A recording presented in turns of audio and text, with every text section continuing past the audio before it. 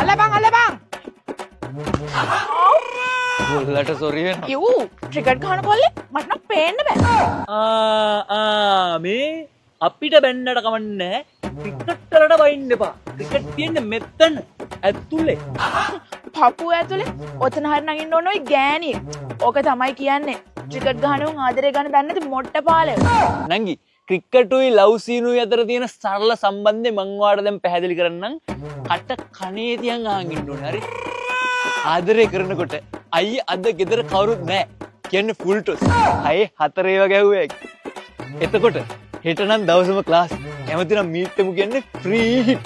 හැරෙන ඇත්තට පැන නෙළුව හැකි. චීයා. අද නම් ගෙදර කට්ටිය ඉන්නවා. ඔයා එන්න එපා කියන්නේ බවුන්සර්. ගොඩක් අය මේව නිදැල්ලේ යවනවා.